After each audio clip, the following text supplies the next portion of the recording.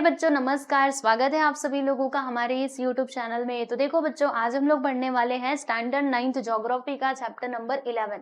तो ये जो हमारा चैप्टर नंबर 11 है ना, इसमें हम किसके बारे में स्टडी करेंगे? तो यहाँ पर हम पढ़ने वाले हैं यातायात और संचार माध्यम। यातायात का मतलब क्या होता है? जो आपका परिवहन होता है, जैसे कि ट्रांसपोर्टिंग सिस्टम, ठीक है, उसको हम क्या कहते हैं? यातायात कहते हैं। और संचार माध्यम क्या होता है? जैसे कम्युनिकेशन टेक्नोलॉजी, है ना। अगर हम बात कर रहे हैं किसी से फोन पर, तो ये किस में आ जाएगा? ये संचार माध्यम में आ जाएगा। जैसे मैंने किसी को ईमेल भेजा, ओके, किसी को मैंने कुछ इंपॉर्टेंट डॉक्यूमेंट्स ईमेल के थ्रू भेज दिया, तो वो सब कुछ किस में आएगा प्यारे बच्चों? संचार माध्यम में आएगा।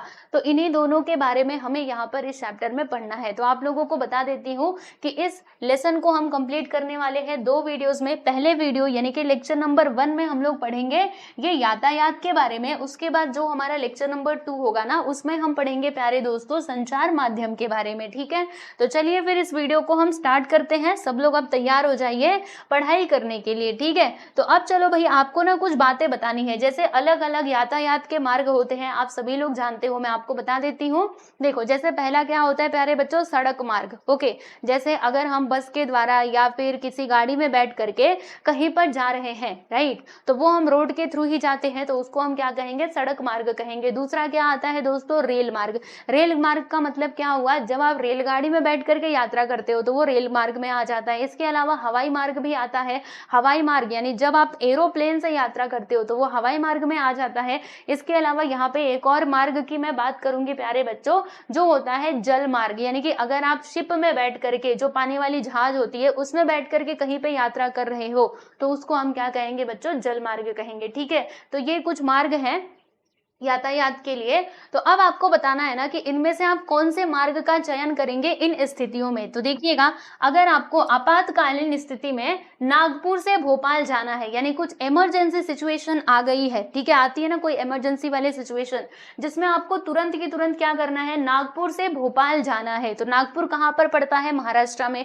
भोपाल कहाँ पर है बच्चों? मध्य प्रदेश में है। तो आपको नागपुर से भोपाल जाना है, तो इसके लिए आप कौन से मार्ग का चयन करेंगे? बताइए, कौन से यातायात मार्ग और साधनों का उपयोग कर सकते हैं? तो हम यहाँ पर बच्चों यूज करेंगे, अगर हमें जल्दी जाना है तो हम लोग हवाई मार्ग से जाएंगे और एरोप्लेन का यूज करेंगे, यानी हवाई जहाज का यूज करेंगे। तभी तो हम जल्द से जल्द पहुंच पाएंगे। क्योंकि अगर आप सोच रहे हो सड़क से जाने का, तो सड़क से जाने में टाइम लगेगा, रेल से भी जाने में टाइम लगेगा, है ना। अब ये सिचुएशन कैसी है? इमरजेंसी है, आपातकालीन है, तो फिर आपको पकड़ना पड़ेगा हवाई जहाज और फिर वहां से जाना पड़ेगा भोपाल, ठीक है। तो अब ऐसी स्थिति में हम क्या करेंगे बच्चों? एरोप्लेन से जाएंगे, यानी हवाई मार्ग का उपयोग करेंगे। फिर दूसरा, स्वच्छता संदेश देते हुए आपको कन्याकुमारी तक जाना है, इसलिए आपको कोई इसके लिए आपको कोई समय मर्यादा नहीं है। यानी आपको क्या करना है? सुनिएगा, आपको ना स्वच्छता संदेश देते हुए कन्याकुमारी तक जाना है। मतलब मान लीजिए अभी आप हो महाराष्ट्र में, अब यहाँ से आपको कन्याकुमारी, कन्याकुमारी जानते हो ना, जो भारत का अंतिम दक्षिणी बिंदु है, यानी ये हमारा भारत है, मैं आपको बताती हूँ, ठीक है। तो यहाँ पर सबसे नीचे क्या आता है? हमारा कन्याकुमारी आता है। तो वहां तक आपको जाना है स्वच्छता संदेश देते हुए, मतलब सभी को स्वच्छता के बारे में बताते हुए कि स्वच्छ भारत का मतलब जो सपना है गांधी जी का, उसे हमें पूरा करना है, सब लोगों को साफ सफाई रखनी चाहिए। तो ऐसा संदेश देते हुए आपको महाराष्ट्र से कहाँ पे जाना है? अपने स्थान से, मान लीजिए आप महाराष्ट्र में है, तो यहाँ से पूरा कन्याकुमारी तक जाना है। और इसके लिए आपको कोई समय मर्यादा नहीं है। ऐसा नहीं है कि आपको 10 दिन में ये काम पूरा करना है, या फिर 1 दिन में करना है, या फिर 20 दिन में करना है, ऐसा कुछ नहीं है। आपकी मर्जी, आपका मतलब आप जितने समय में ये करना चाहो उतने समय में कर सकते हो, इसके लिए कोई समय मर्यादा नहीं है। तो आप बताइए कौन से मार्ग का आप चयन करेंगे? तो देखो बच्चों, एक तो हमें संदेश देते हुए चलना है, यानी सभी लोगों को बताते हुए चलना है। तो यहाँ पे हम यूज कर सकते हैं सड़क मार्ग का, है ना। सड़क मार्ग से हम जा सकते हैं, कोई गाड़ी हमने ले लिया और फिर उससे हम सबको स्वच्छता संदेश देते हुए पूरा कन्याकुमारी तक जा सकते हैं। तो इसके लिए हम सड़क मार्ग का उपयोग करेंगे, ठीक है। फिर कोंकण से हापुस आम अरब के देशों में भेजने हैं, यानी कोंकण यहाँ पर आता है, महाराष्ट्र के किनारे वाला, ठीक है। तो वहां से आपको जो हापुस आम है ना, वो कहाँ पर भेजना है? अरब के देशों में भेजना है। तो अब बताइए ऐसी सिचुएशन में आप कौन से मार्ग का चयन करेंगे? तो देखो बच्चों, अगर हमें कोंकण से अरब के देशों में आम भेजना है, तो हम यहाँ पे किसका उपयोग कर सकते हैं? तो जल मार्ग का भी उपयोग कर सकते हैं, यानी जो पानी वाली जहाज होती हैं उनके द्वारा हम जो आम है वो ट्रांसपोर्ट कर सकते हैं, या फिर हम हवाई मार्ग का भी उपयोग कर सकते हैं। दोनों में से आप कुछ भी कर सकते हो, ठीक है। फिर दूसरी बात, चलिए आगे देखते हैं। तो इसमें आपके पास ऑप्शंस हैं, ठीक है। लेकिन अगर आप हवाई मार्ग को चयन करोगे तो ये ज्यादा महंगा पड़ जाएगा। अगर आप किफायती में जाना चाहते हो, मतलब ज्यादा पैसा आपका खर्चा ना हो, तो ऐसे सिचुएशन में आप जल मार्ग का चयन कर सकते हो, ठीक है। नेक्स्ट है कि पुणे से इंद्रायणी चावल की निर्यात दक्षिण अफ्रीका के केप टाउन में कम लागत में करना है। यानी आपको क्या करना है, जो इंद्रायणी चावल है वो पुणे से आपको कहां पर भेजना है, तो आपको भेजना है प्यारे बच्चों दक्षिण अफ्रीका में, राइट। तो और देखिएगा यहाँ पे क्या लिखा है कि कम लागत में करना है, यानी आपको ज्यादा पैसा भी इसके ऊपर खर्चा नहीं करना है, ठीक है। तो अगर आप हवाई मार्ग चयन करोगे तो बच्चों उसमें ज्यादा पैसा लगेगा, इसीलिए अब ऐसे सिचुएशन में हम क्या करेंगे, जो जल मार्ग है यही सबसे अच्छा रास्ता है, ठीक है। तो ये हो सकता है। फिर उसके बाद यहाँ पे अगला दिया है कि नंदुरबार जिले में सब्जियों का उत्पादन अधिक मात्रा में हुआ है। जो नंदुरबार जिला है, ठीक है, वहां पर सब्जियों का उत्पादन काफी मात्रा में हुआ है। लेकिन हुआ क्या, देखिएगा जो यहाँ के स्थानीय बाजार है ना प्यारे बच्चों, उसमें उचित मूल्य नहीं मिल रहा, ठीक है। यहाँ पे सब्जियां तो बड़ी अच्छी हुई है, लेकिन जब हम यहाँ के बाजारों में बेचने के लिए जा रहे हैं सामान, तो हमें ना उचित मूल्य मिल ही नहीं रहा, हमें तो हर बार पैसा कम ही मिल रहा है। अब ऐसे सिचुएशन में आप क्या करोगे, देखो यहाँ पे हिंट भी दिया गया है कि नागपुर सूरत महामार्ग, और आइए दिखाती हूँ, सूरत भुसावल रेल मार्ग जिले से होकर के जाता है। यानी ये जो महामार्ग है, देखिएगा नागपुर सूरत महामार्ग, महामार्ग मतलब हाईवे, और ये जो रेल मार्ग है ना, ये क्या होता है, ये नंदुरबार जिले से ही होकर के जाता है। तो अब ऐसे सिचुएशन में हम क्या करेंगे, क्योंकि स्थानीय बाजार में तो हमें हमारा उचित दाम मिल ही नहीं रहा, तो या तो हम क्या करेंगे, ये जो महामार्ग है यहाँ से सूरत जाएंगे अपनी सब्जियां बेचने के लिए, या फिर हम ये रेल मार्ग का उपयोग करके उधर ले जा करके क्या कर सकते हैं, सब्जियों को बेच सकते हैं, ठीक है। रेल से भी जा सकते हैं या फिर इससे भी जा सकते हैं, हाईवे से भी जा सकते हैं, ठीक। अच्छा, अब नेक्स्ट है कि आपको ना क्या करना है, अपने गांव से सिंगापुर घूमने जाना है। अब आप जाना चाहते हो सिंगापुर घूमने के लिए अपने गांव से, तो उसके लिए आपके पास कितने दिन का टाइम है भाई, 10 दिनों का टाइम है। तो आप किसका उपयोग करोगे भैया, हम तो हवाई जहाज से जाएंगे ना, सिंगापुर नजदीक थोड़े ना है कि ट्रेन पकड़ा और फिर पहुंच गए, नहीं भाई। तो आपको क्या करना पड़ेगा, ऐसे सिचुएशन में हम यहाँ पे हवाई मार्ग का उपयोग करेंगे और हवाई जहाज की मदद से जाएंगे, ठीक है। तो आपने यहाँ पर क्या देखा, ये जो सारे मैंने अभी आपको सारे प्रश्न दिखाए, इससे आपको क्या समझ में आया कि अगर हमें कहीं पर जाना है या फिर कहीं पे सामान भिजवाना है, तो हम क्या करते हैं, हम ना एकदम सही वाला ट्रांसपोर्ट सिस्टम चूज करते हैं, यानी जो उपयुक्त हो। जैसे मान लीजिए इमरजेंसी में कहीं पे जाना था तो हमने हवाई यात्रा का चयन किया, ठीक है। और अगर हमें सामान भेजना था कम लागत में, तो फिर हमने जल मार्ग का चयन किया, ठीक है। तो वो हम क्या करते हैं, अपनी सुविधा के हिसाब से जो अलग अलग यातायात के साधन है उनका हम उपयोग करते हैं, ठीक है। तो आइए जरा इसका भौगोलिक स्पष्टीकरण हम देखते हैं। तो आपकी समझ में आ गया होगा कि यात्रा अथवा माल की यातायात करने के लिए आपको अनेक बातों का विचार करना पड़ता है ना। हमें सोचना पड़ता है कि किस टाइप हमें कहाँ पे जाना है, कैसी सिचुएशन है, और उस हिसाब से हम क्या करते हैं, जो भी यातायात का मार्ग है उसको हम चयन करते हैं, ठीक है। यात्राओं के लिए विभिन्न यातायात एवं साधन उपलब्ध होने से उन विकल्पों का विचार हम कर सकते हैं।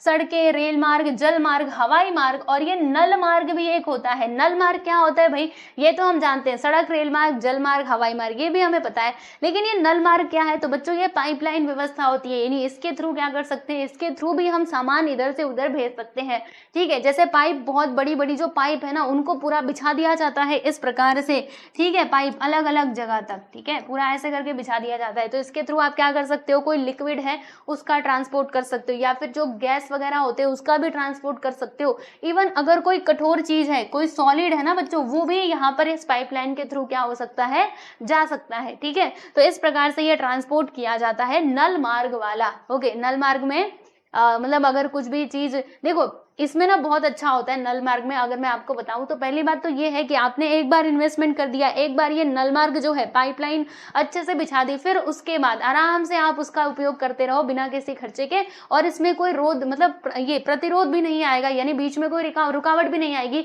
मान लीजिए अगर आप टैंकर से अपना जो तेल वगैरह है भेज रहे हो, तो हो सकता है कि आपकी गाड़ी ट्रांसपोर्ट में फंस जाए या फिर उसका एक्सीडेंट हो जाए। लेकिन अगर आप ये पाइपलाइन के थ्रू कहीं पे लिक्विड को भेज रहे हो, तो फिर उसमें कोई ऐसी बाधा आने की जरूर मतलब कोई भी बाधा आने की सिचुएशन ही पैदा नहीं होगी। ठीक है, तो ये बात यहाँ पर हो जाती है। तो यातायात मार्ग एवं साधनों का चुनाव करते समय हमें निम्न बातों का ध्यान रखना पड़ता है। कौन कौन सी बातें हमें ध्यान रखनी चाहिए जब भी हम यातायात के मार्गों का चयन कर रहे होते हैं तब?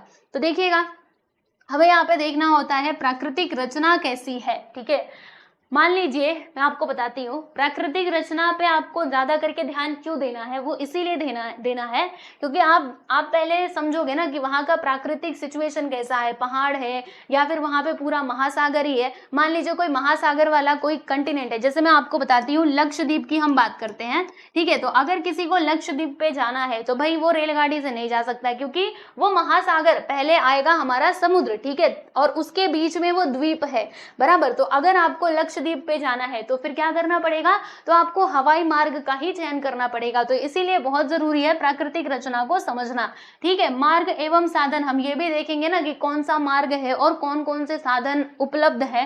फिर बाजार केंद्र हम देखेंगे, जलवायु भी वहां का समझेंगे कि जलवायु कैसा है। अब कोई ऐसे कोई ऐसे प्लानिंग बना रहा है कि हम तो अंटार्कटिक पे जाएंगे घूमने के लिए, तो बच्चों वहां पे इतनी ठंडी होती है कि वहां पे कोई रहता ही नहीं है, और आप सोच रहे हो प्लानिंग कर रहे हो वो भी ठंडियों के दिन में वहां पे जाने की, तब तो बहुत बड़ी गलती कर रहे हो, है ना। तो जलवायु का भी ध्यान रखना पड़ेगा, वस्तु का भी ध्यान रखना पड़ेगा कि कौन सी वस्तु को आपको लेके जाना है। ठीक है, किस वस्तु का आप ट्रांसपोर्टेशन कर रहे हो, राइट। इसके अलावा समय का भी ध्यान रखना है ना कि कौन सी गाड़ी कितने समय पहुंचाएगी। अगर हम हवाई मार्ग से गए तो हमें इतना टाइम लगेगा, रेल मार्ग से गए तो इतना टाइम लगेगा, ये सब का भी विचार करना पड़ता है। वह सबसे पहली बात तो यही है भाई, खर्चा, पैसा कितना लगेगा पहले ये बताओ, है ना, खर्चा। इसके अलावा समयावधि, टोटल समय कितना लगेगा, और अंतर मतलब डिस्टेंस कितना है ना, दूरी कितनी है, ये सब भी हम ध्यान रखते हैं। अंतर यानी हम यहाँ पे लिख सकते हैं दूरी। ठीक है, तो ये सारे कुछ फैक्टर्स हैं जिनका हमें ध्यान रखना होता है अगर हमें कहीं पर यात्रा करनी होती है तब। ठीक है, उपर्युक्त बातों को ध्यान में रखते हुए यात्रा अथवा यातायात किया जाए तो अपना समय एवं व्यय क्या हो सकता है, बच सकता है। यानी अगर आप इन सभी चीजों का विचार कर लें तो आपका पहली बात तो समय भी बचेगा, इसके अलावा जो आपका खर्चा है वो भी ज्यादा नहीं लगेगा। ठीक है, यात्रा आरामदायी हो सकती है, माल को क्षति न होते हुए यातायात हो सकती है। ग्राहक द्वारा दी जाने वाली माल की कीमत केवल उत्पादन खर्च पर निर्धारित न करते हुए उत्पादन खर्च एवं यातायात खर्च पर आधारित होती है। देखो बच्चों, आज हम जो भी सामान का अपना पैसा देते हैं, हमने कोई सामान खरीदा, उसका जो हम पैसा दे रहे हैं ना, उसमें देखो एक तो उत्पादन खर्चा भी होता है, इसके अलावा जो उसका ट्रांसपोर्ट वाला खर्चा है यानी यातायात खर्चा, वो भी उसमें जुड़ा हुआ होता है। जैसे अभी देखो सामान आपके घर तक आया, ठीक है, तो वो फ्री में थोड़े ना आया है, मतलब उत्पादन खर्च भी लगा है, इसके अलावा ट्रांसपोर्ट भी करके आया है, यातायात सड़क मार्ग से आया होगा या फिर रेल मार्ग से आया होगा, तो उसका भी पैसा लगा होगा, है कि नहीं। तो यहाँ पे वही बात दी गई है कि ग्राहक द्वारा जो माल की कीमत दी जाती है ना, उसमें देखो यातायात खर्चा भी होता है और उत्पादन खर्च, दोनों जोड़ करके आप क्या करते हो, जो सामान है उसकी कीमत देते हो। ठीक है, देखिएगा, माल की यातायात शीघ्र एवं सुरक्षित हो यह बहुत आवश्यक है। बिल्कुल सही बात है, आप जो भी माल भेज रहे हो एक तो वो समय से पहुंचना चाहिए और दूसरी बात ये है कि वो सुरक्षित होना चाहिए। ये नहीं कि आपने किसी भी कोई भी ट्रांसपोर्ट ये यातायात में आपने कोई भी बेकार वाला यातायात का सिस्टम को फॉलो कर दिया और इससे क्या हुआ कि पूरा जो सामान है उसको क्षति पहुंच गई, तो ये क्या कोई अच्छी बात है, नहीं है, ये आपके बिजनेस के लिए ही घाटा हो जाएगा। इसीलिए बहुत जरूरी है कि जो माल है ना वो यातायात उसका शीघ्र हो और सुरक्षित हो। ठीक है, यातायात आर्थिक दृष्टि से किफायती होने से क्या होता है कि माल की कीमत भी कम रख करके भी हो सकता है। यानी अगर आपने सोचिए ना, आपने ये बनाया 10 रुपए का सामान, ठीक है, अब क्या हुआ कि यातायात में आपने 100 रुपए खर्चा कर दिए, इसको आप हवाई जहाज से भेज रहे हो, हवाई मार्ग से, ठीक है, तो अब इसकी कीमत कितनी हो जाएगी भाई, 110 रुपए वैसे हो जाएगी। अब आप कुछ उसके ऊपर से पैसे भी कमाओगे तो मान लो ये कितने में बिक सकता है, 120 रुपए में बिक सकता है। तो देखा आपने, यातायात के कारण क्या हुआ कि इस माल का जो कीमत है अपने आप ही बढ़ गया। अब सोचिए ये 10 रुपए का सामान आपको मिल रहा है इतने में, तो बोलो यहाँ पे कितना नुकसान हो जाएगा ग्राहकों का। इसलिए बहुत जरूरी है कि आपको क्या करना है, अगर आप चाहते हो कि माल की कीमत कैसी रहे, किफायती रहे, इसके लिए जो ट्रांसपोर्टिंग सिस्टम है ना, यातायात जो है वो भी किफायती होना चाहिए। इससे क्या होता है कि माल की कीमत हम कम रख सकते हैं। यातायात क्या है, यह एक मूलभूत सुविधा है ना, ये तो अब हमारे लिए बहुत ही महत्वपूर्ण बन चुका है। यातायात व्यवस्था में विकास विकास, यह देश और प्रदेश के विकास का मानक कहा जा सकता है। यातायात व्यवस्था में सुधार होने से प्रदेश में माल और यात्रियों की गतिविधि क्या होती है, बढ़ती है। अगर उसमें विकास होगा तो माल का ज़्यादा आवागमन हो पाएगा, यात्रियों को भी सुविधा मिलेगी, और वैसे ही क्या होगा, उद्योग धंधे और बाजार केंद्रों का भी विकास होता है। इसके अलावा क्या होता है प्यारे बच्चों, आर्थिक विकास होगा, मतलब आर्थिक विकास होगा। और फिर उसके बाद जो PCI है यानी कि प्रति व्यक्ति उत्पन्न आय, मतलब मैं यहाँ पे बोल सकती हूँ पर कैपिटा इनकम, और जो GDP है हमारे देश की प्यारे बच्चों उसमें भी वृद्धि होगी। तो ये पर कैपिटा इनकम क्या है, यानी ये प्रति व्यक्ति उत्पन्न क्या है। तो देखो जैसे मैं आपको बताती हूँ, मान लीजिए ये एक प्रदेश है, ठीक है, तो इस प्रदेश का जो टोटल इनकम है ना, ठीक है, और यहाँ पे जो रहने वाली जनसंख्या है, हम लोग क्या करेंगे, जो टोटल इनकम हो रही है उसका एवरेज निकालेंगे कि एक एक लोग पे कितना आ रहा है। जैसे मान लीजिए यहाँ पे रहने वाले कितने लोग हैं, 100 लोग हैं, और इन सभी का मिला करके टोटल इनकम कितना होता है, 10,000 रुपये होता है, बराबर। तो हम इसका क्या करेंगे बच्चों, एवरेज निकाल लेंगे। 10,000 को 100 से ना डिवाइड कर देंगे, यानी भाग दे देंगे, तो 0 0 कट, यानी हम यहाँ पे बोलेंगे कि यहाँ पर आय कितनी है प्रति व्यक्ति, पर कैपिटा इनकम कितना है, तो वो है हमारा 100 रुपये, यानी प्रति व्यक्ति आय कितनी है, ठीक है। जैसे मान लो एक परिवार के तौर पे देखें, आपके परिवार में इनकम हो रहा है 20,000 का, ठीक है, ठीक है ना, और यहाँ पर रहने वाले लोग कितने हैं भाई, तो लोग हैं यहाँ पर रहने वाले इस परिवार में 5 लोग, बराबर। तो अब प्रति व्यक्ति आय कितनी होगी, यानी एक एक व्यक्ति पे कितना पैसा आएगा, तो इसके लिए हमें एवरेज निकालना पड़ेगा, ठीक है। यानी जो भी टोटल इनकम होता है ना बच्चों, जब हम उसका एवरेज निकाल लेते हैं प्रति व्यक्ति के हिसाब से, तो उसको हम कहते हैं प्रति व्यक्ति आय। और GDP क्या होता है, तो GDP का मतलब यही होता है कि एक साल में बनने वाले देश के अंदर जो भी वस्तुएं और सेवाएं हैं उनका जो मूल्य होता है ना, उसको हम क्या कहते हैं दोस्तों, GDP कहते हैं, ठीक है। तो इसमें भी बढ़ोतरी होती है। चलो अब हम आगे चलते हैं, यहाँ पर हम बात करते हैं कुछ और आगे मुद्दों की, आइए जरा समझते हैं। तो देखिए बच्चों, अगर हम मानचित्रों का वाचन करते समय हम यातायात मार्गों का आकृतिबंध सहजता से देख सकते हैं। कुछ स्थानों पर यातायात मार्गों का घना जाल होता है, तो कहीं पर विरल जाल के स्वरूप में वितरण दिखता है। यानी कि देखो, अगर आपको मतलब ये जो यातायात सिस्टम है अगर इससे समझना है तो आप ना मानचित्र की मदद से समझ सकते हो। अभी मैं आपको वो मानचित्र भी दिखाऊंगी, ठीक है, जिससे आपको समझ में आएगा। जैसे हम कहीं पर देखते हैं कि जो यातायात सिस्टम है वो काफी घना होता है और कहीं पे क्या होता है, विरल होता है। तो जानते हैं वो कई सारे फैक्टर्स के ऊपर आधारित होता है। यानी मान लीजिए कहीं पर किसी एरिया में बस पहाड़ ही पहाड़ है, पर्वत ही पर्वत है। अब ऐसे प्रदेश में पूरा यातायात सड़क मार्ग बनाना कितना दुर्लभ हो जाएगा, मतलब बहुत कठिन हो जाएगा ना। इसीलिए वहां पर जो ये होता है यातायात होता है, जैसे सड़क मार्ग हो गया, वो हमें विरल दिखाई देता है। विरल यानी क्या होता है, ज्यादा घना नहीं होता, एक आध सड़कें ही हमें देखने के लिए मिल जाएंगी, ठीक है। और जहां पर समतल एरिया होगा वहां पर हमें ज्यादा यातायात वाला सिस्टम देखने के लिए मिलेगा। वहां पे हाईवेज बनाए जाएंगे, फिर ये रेल मार्ग बनाए जाएंगे, ठीक है। तो आइए जरा समझते हैं और कुछ बातें। तो ये मैंने आपको बता दिया, कोई प्रदेश यातायात के मार्गों से किन कारणों से वंचित है, कौन से कारण यातायात का घने जाल यातायात का घने जाल निर्मित होते हैं। ऐसे अनेक प्रश्न हो सकते हैं। इन प्रश्नों का उत्तर ढूंढने के लिए आप क्या कर सकते हो, ये जो मानचित्र दिया गया है ना, आप इसको देख सकते हो। आओ मैं आपको इस मानचित्र में देख करके कुछ बातें बताती हूँ, ठीक है प्यारे बच्चों। तो देखिएगा, ये जो मानचित्र यहाँ पे दिया गया है ये एक ही जगह का मानचित्र है। एक मानचित्र में तो क्या बताया गया है, जल रूप, जैसे सतारा जिला का यहाँ पे जल रूप बताया है और ये भू रूप बताया है, यानी कि यहाँ पे कौन कौन सी नदियां बह रही हैं, ठीक है, जमीन यहाँ पे कैसी है, वो सारी चीजें बताई गई हैं। और यही दूसरा जो मैप है ना, इसमें क्या बताया गया है, इसमें प्रमुख सड़कें और रेल मार्ग बताए गए हैं, ठीक है। इसमें क्या बताया गया, प्रमुख सड़कें और रेल मार्ग। तो दोनों का आप ना अच्छे से क्या कीजिएगा, अच्छे से ऑब्जर्वेशन कीजिएगा, आपको समझ में आएगा। पहले मैं आपको जल रूप और भू रूप के बारे में बताती हूँ। देखो बच्चों, यहाँ पे भू रूप कैसा है, देखो अच्छे से देखना। जैसे कि जहाँ पे भी आपको ऐसा कलर दिखे आप समझ जाइएगा वो क्या है, सबसे अधिक ऊंचाई वाला प्रदेश। तो यहाँ पर सबसे अधिक ऊंचाई वाला प्रदेश कौन सा है, तो ये जो सतारा जिला है, इसका जो पश्चिमी भाग है, क्योंकि आपको डायरेक्शंस के बारे में पता होगा, ये होता है बच्चों नॉर्थ, ये होता है साउथ, ये होता है ईस्ट, ये होता है वेस्ट। तो जो इसका वेस्ट वाला पार्ट है, यहाँ पे हम देखेंगे ना, तो यहाँ पे सबसे अधिक ऊंचाई वाला पर्वत है। जैसे कि आप देख सकते हो सह्याद्री पर्वत है ना, फिर उसके बाद यहाँ पे कास का पठार है, महाबलेश्वर, पांचगढ़ी,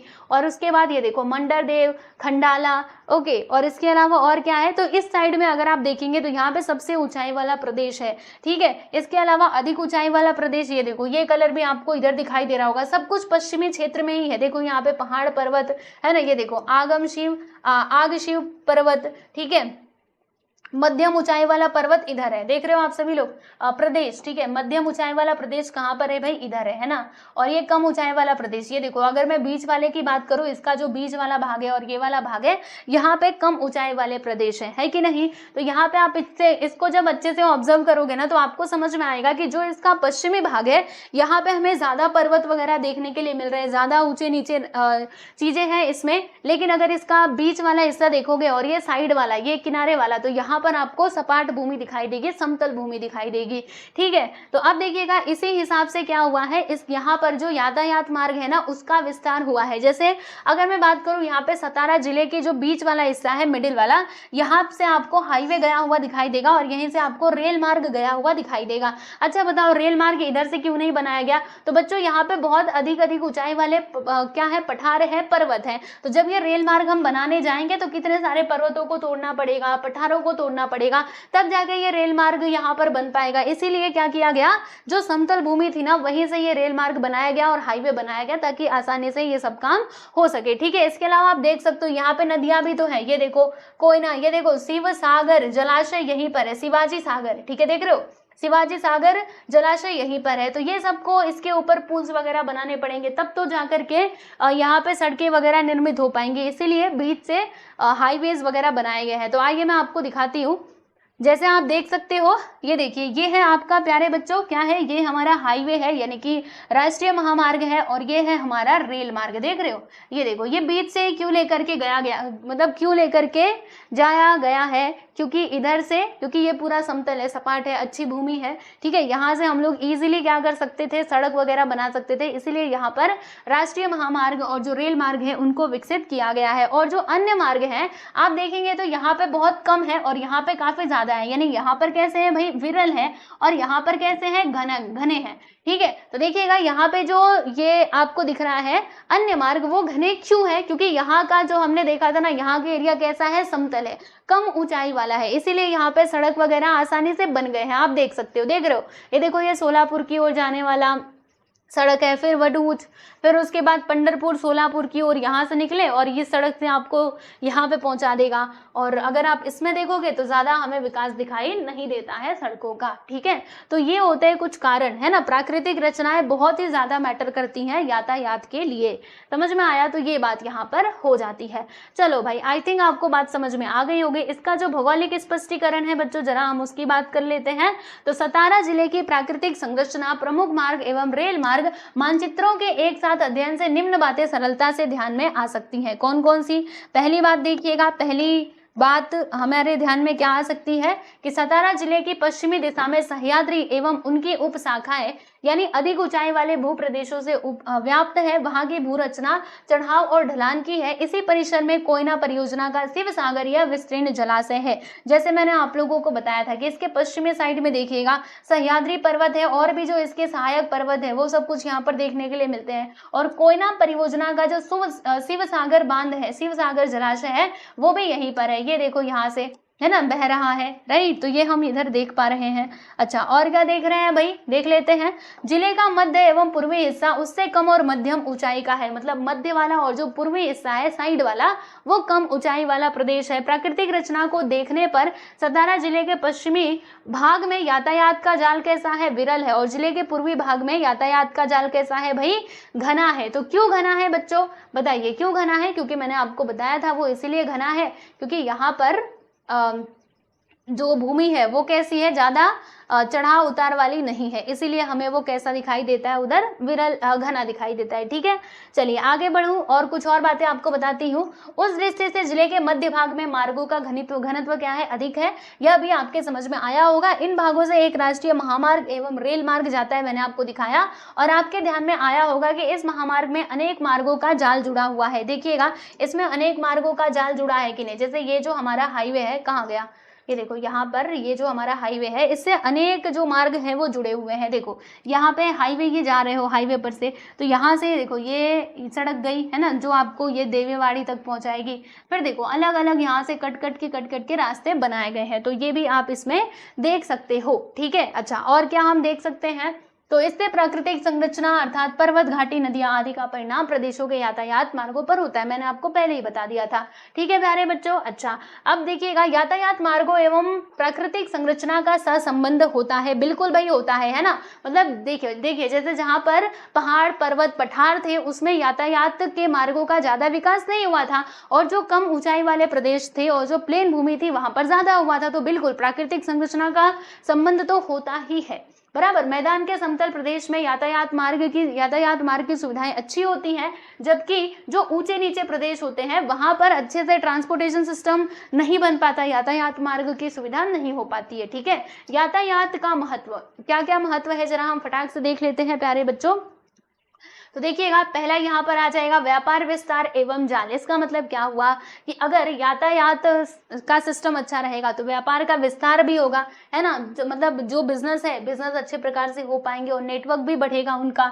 जलद प्रौद्योगिकीकरण यानी बहुत तेजी से औद्योगिकीकरण विकास होगा। ठीक है। इंडस्ट्रीज वगैरह लगाई जाएंगी। रोजगार अवसरों की उपलब्धता, लोगों को रोजगार उपलब्ध होंगे। क्षेत्रीय सेतु, क्षेत्रीय सेतु का मतलब क्या हुआ कि जो मतलब ये है, क्या कहते हैं इसको, जो मार्ग है, सड़क मार्ग वगैरह है ना, उसमें भी वृद्धि होगी कि नहीं बच्चों बताइए। बिल्कुल होगी। बराबर। फिर उसके बाद स्थान उपयोगिता, मतलब स्थानों का जो यूज है वो भी होगा। ठीक है।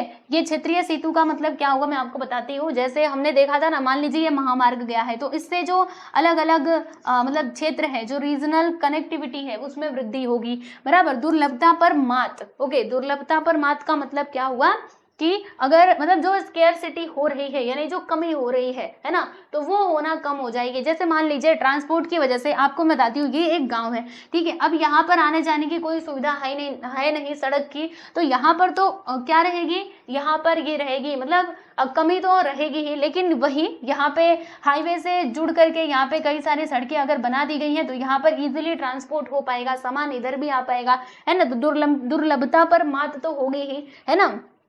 फिर प्रादेशिक असंतुलन में कमी एंड पर्यटन का भी विकास होगा, क्योंकि सब कुछ यातायात सिस्टम प्रॉपरली है तो यहाँ पे पर्यटन का भी क्या होगा प्यारे बच्चों, विकास होगा। ठीक है। तो यहाँ पर हमने यातायात के बारे में पढ़ लिया है। अभी संचार माध्यम हमको पढ़ना है। ठीक है। तो संचार माध्यम जैसे कि मैंने आपको बताया था कि हम लोग अगले वीडियो में ही पढ़ेंगे, तो यहाँ पर यातायात मार्ग के बारे में मैंने आपको सारी चीजें पढ़ा दी है जो भी इंपॉर्टेंट थी। अब देखो बच्चों, यहाँ पे कुछ और बातें बताती हूँ, क्या आप जानते हो। तो आप देखते हैं यहाँ पे हम सबसे पहले बात करने वाले हैं हरित छन्न मार्ग की, यानी कि ग्रीन कॉरिडोर। ये क्या होता है, तो ये भी एक प्रकार का यातायात का मार्ग ही होता है, और ये ना कुछ स्पेशल सिचुएशन में बनाया जाता है। कब बनाया जाता है मैं आपको बताती हूँ। जैसे मान लीजिए कि कोई एक अस्पताल है मध्य प्रदेश में और दूसरा अस्पताल किसी और स्टेट में है। ठीक है। तो मान लीजिए कोई व्यक्ति है जिसको क्या करना है, कोई लीवर का या फिर हार्ट को ट्रांसप्लांट करना है। होता है ना कि किसी व्यक्ति का लीवर खराब हो गया तो उसको दूसरा लीवर लगाना है दूसरे व्यक्ति का। ठीक है। तो आप बताइए, जो ह्यूमन के ऑर्गन होते हैं ना, अगर हम उसको देर तक ऐसे ही रखेंगे बाहर तो वो क्या हो जाएगा, वो निष्क्रिय हो जाएगा, मतलब वो काम कर रह नहीं जाएगा। इसीलिए क्या किया जाता है, जैसे मान लीजिए एक अस्पताल से दूसरे अस्पताल में अगर किसी ह्यूमन ऑर्गन को भिजवाना है, ठीक है, लेकर के जाना है, तो उस टाइम पे क्या किया जाता है, ये जो ग्रीन कॉरिडोर है ना, इसको बनाया जाता है ताकि वो जो ऑर्गन है वो बहुत तेजी से कम समय में पहुंच सके, जिसको भी जरूरत है, जिस भी अस्पताल को, वहां पर वो पहुंच सके। ठीक है। जैसे मान लो महाराष्ट्र के अस्पताल से वो जो ऑर्गन था उसको निकाला गया, उसको मध्य प्रदेश के अस्पताल में लेकर के जाना है, तो यहाँ पर क्या होगा, जो स्थानीय पुलिस होगी और जो ट्रैफिक पुलिस होगी वो लोग मिलकर के पूरा एक ग्रीन कॉरिडोर बना देंगे। मतलब पहले से ही फोन पे सब कुछ हो गया रहता है, और फिर यहाँ से एम्बुलेंस निकलेगी वो ऑर्गन लेकर के, और फिर वो एकदम तेजी से बढ़ेगी आगे, और फिर कम समय में क्या किया जाएगा, यहाँ तक पहुंचा दिया जाएगा। यानी बीच में से सारा ट्रैफिक हटा दिया जाता है, बस उसी को जगह दी जाती है जाने के लिए, तो वो होता है आपका ग्रीन कॉरिडोर। ओके, चलो, तो ये समझ में आ गया। अब यहाँ पे हम बात करते हैं रो परिवहन। अब ये क्या है भाई, रो परिवहन का मतलब ये होता है दोस्तों, ये जो आप देख रहे हैं ना, अच्छा ये क्या है, ये तो ट्रेन की पटरी है। अब ये ट्रेन की पटरी पे ट्रक कहाँ से आ गए बच्चों, यही तो है रो परिवहन। यानी क्या किया जाता है, जो हमारे ट्रेन होते हैं ना, उनके ऊपर ये ट्रक्स को मतलब इसके ऊपर हम ला करके इधर खड़े कर देते हैं, और फिर उसके बाद क्या होता है, जो ट्रेन है वो इनको लेकर के जाता है जहां पर भी इनको जाना होता है। तो देखो मैं आपको बताती हूँ ये क्यों आया और किस लिए आया। ठीक है। इसका लाभ क्या है, क्योंकि ट्रक से भी तो सामान जा सकता था ना। तो देखो बच्चों, अगर मैं आपसे बोलूँ, देखो अगर ट्रक से सामान जाएगा तो उसको क्या करना पड़ेगा, पहली बात तो ज़्यादा टाइम लगेगा, है ना, क्योंकि हो सकता है कभी ये ट्रैफिक में फंस जाए या फिर, और इसके अलावा इसका जो खर्चा है वो भी ज़्यादा आएगा, पेट्रोल वगैरह सब कुछ इसके अंदर खर्चा होगा, और ये एक एक ट्रक जाएगा तो सोचिए कितना ज़्यादा खर्चा आ जाएगा। तो खर्चा बचाने के लिए क्या किया गया कि ये रोरो सिस्टम को लाया गया। इसमें क्या किया जाता है, जो ट्रक्स होती हैं, है ना, तो उनको ना इस ट्रेन के ऊपर, एक ट्रेन के ऊपर पूरा इस प्रकार से चढ़ा दिया जाता है, और फिर जो ट्रेन है ना, इन सारे ट्रक्स को एक साथ लेकर के जहाँ पर भी जाना रहता है वहाँ पर लेकर के चली जाती है। फिर वहाँ से ये जो बसेस होती हैं वो उतर करके इनको मतलब इनका जो भी डेस्टिनेशन रहता है उसको वो तय करती हैं, ठीक है। तो ऐसा करने से क्या हुआ कि यहाँ पर ना सबसे पहला जो फ्यूल है प्यारे बच्चों, ईंधन, उसकी बचत हो गई और समय का भी बचत हुआ। एक साथ इतनी सारी जो ट्रक्स हैं वो अपने डेस्टिनेशन पे पहुंच गई। तो ये रोरो ट्रेन होती है, ठीक है, रोरो परिवहन वाली व्यवस्था है ना, रेल मार्ग के, मतलब हम कह सकते हैं ये दोनों का मिक्सिंग है, सड़क वाले का भी और रेल वाले का भी। क्योंकि देखो अब ये उतरेंगी रेल से, है ना, रेल से उतरेंगे, फिर ये अपने सड़कों पे जहाँ पे भी इनको जाना होगा सड़क मार्ग से जाएंगी। तो ये होता है हमारा रोरो सिस्टम, रोरो परिवहन सिस्टम, मैंने आपको बता दिया, आप देख लीजिएगा, ठीक है। चलिए, समझ आया, इसको आप पढ़ लीजिएगा। देखिए यहाँ पर क्या होता है कि इस कारण ट्रक से यातायात करने पर ईंधन का जो खर्चा है और प्रदूषण है उसको भी हम टाल सकते हैं। और रोरो परिवहन की शुरुआत भारत में सर्वप्रथम कहाँ से हुई थी, तो कोंकण रेल मार्ग से हुई है, ठीक है। चलो, तो यहाँ पर मैंने आप लोगों को यातायात के बारे में पढ़ा दिया है बच्चों। अब हम बात करने वाले हैं किसकी, तो संचार माध्यम की। संचार माध्यम को हम लोग पढ़ेंगे हमारे अगले वीडियो में। तो यस एवरीवन, अगला वीडियो आप देख लीजिएगा जिससे आपको सारी बातें अच्छे से समझ में आ जाएंगी। ओके, तो आज के लिए बस इतना ही, मिलते हैं हम हमारे नेक्स्ट वीडियो में। सब लोग अपना ध्यान रखिए, ठीक है। और कोई भी वीडियो चाहिए तो आप प्लेलिस्ट में जा करके देख सकते हैं, राइट। चलिए, बाय एवरीवन।